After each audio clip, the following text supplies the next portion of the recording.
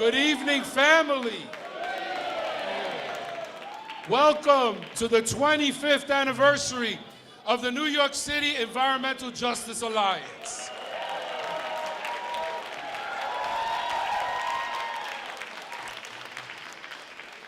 Most of you know NYC-EJA is a citywide coalition of community-based organizations from the city's most environmentally overburdened communities.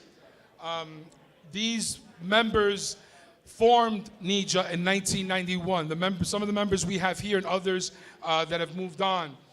But they were founded partly to lift up the work that they were doing. Each one of the NYC-EJA members is doing transformational work in all their communities. And I want to give a shout out one by one to the board, representing their different organizations. First, Angela Tovar from The Point. The Point.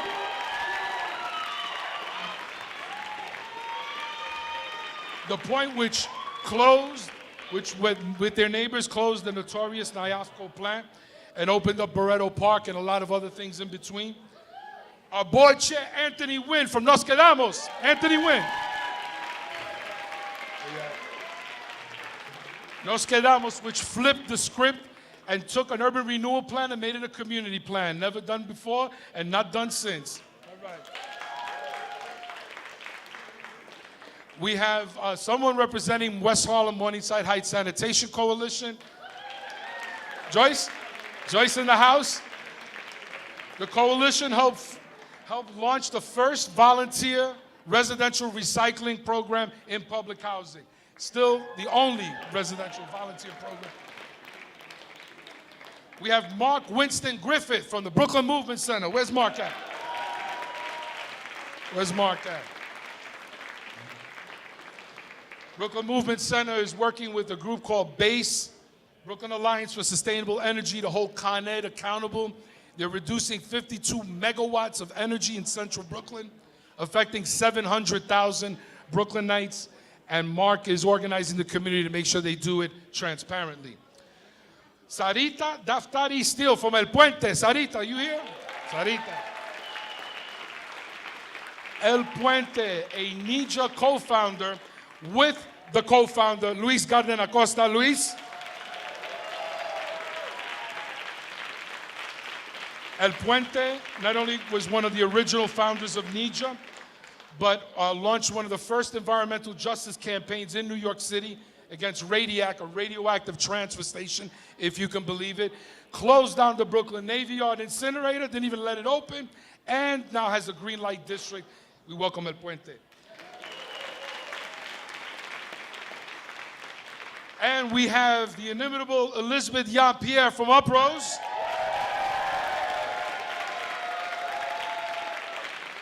Brooklyn's oldest Latino community-based organization, which has beat back power plants, doubled the amount of space in their community, including only the second Brooklyn waterfront park, runs the largest climate justice youth summit in the country for youth of color, and was a key organizer in the People's Climate March, the largest climate march in history. Uprose.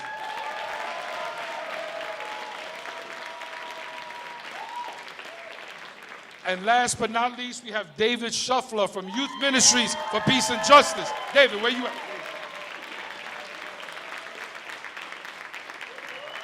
YMPJ, which pushed to clean the Bronx River. Y'all remember those cars they were lifting out of the Bronx River? I think David pulled one by himself.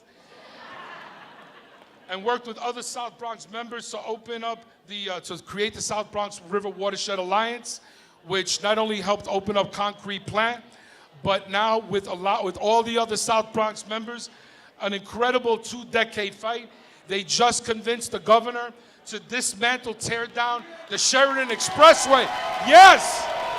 Boogie down Bronx all day long. Yes. Yes. Yes. We find struggle that requires all the neighborhoods to get together. We find that there's struggle when we have to dismantle institutional racism, structural racism, that kind of racism that hits multiple communities at the same time. Those fights that require all of us to take each other's back, that's why they founded the New York City Environmental Justice Alliance. And what we've done over the years has been nothing less than remarkable. We've now organized under 4 mayors. From the solid waste management plan alone, we have defied, and we've not only defied, but we've persuaded and we've educated mayors so that we now have a solid waste management plan that's not going to just send all its waste to 3 or 4 communities, the South Bronx, North Brooklyn, Southeast Queens, but there's going to be an equitable opening of marine transfer stations so that everybody has to take care of their waste.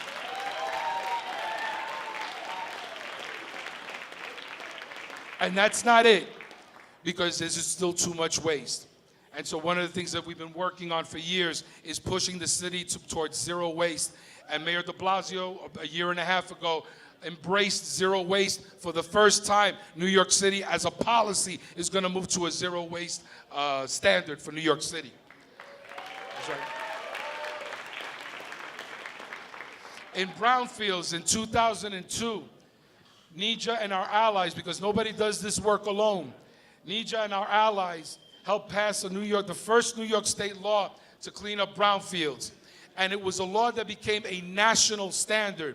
Under the Obama administration, the EPA embraced area-wide planning, which for the first time nationally funds grassroots groups to plan for how to clean up their brownfields, to attract the kind of development they want, not the kind of development that they have to struggle against. That was brownfields.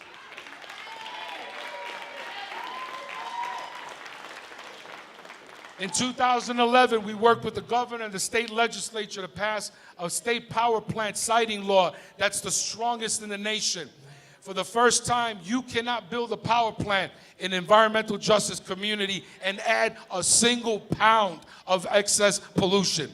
It's illegal. You will not be allowed to build a power plant and pollute additionally in EJ communities. And now we come to climate change. 7 years ago, we launched something called the Waterfront Justice Project, which is the city's first citywide community resiliency campaign.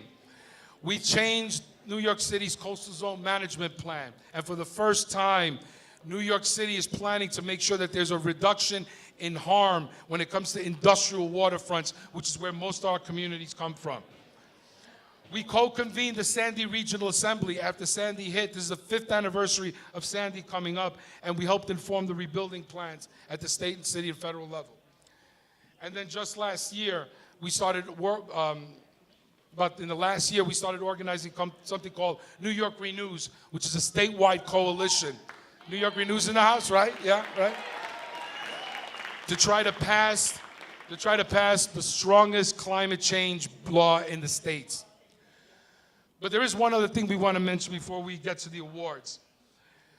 Less than 3 years ago, and everybody, many of the people in this room worked to organize something called the People's Climate March, the largest climate march in history. Over 400,000 people marched through the streets of New York City.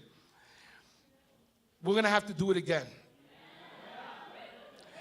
When we have a president that cuts the EPA budget by 31%, cuts climate change funding by 69%, virtually eliminates environmental justice funding, cuts 100% of diesel reduction programs for the states, this is an existential threat that we've not seen the likes of in our lifetime.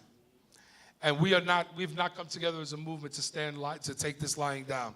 So on April 29th, we're going to do it again. Washington, D.C., the People's Climate Movement. We'll be talking about it later. Thank you. Have some more food, have some more booze, seats upstairs, and we're going to get started with the awards right now. Thank you.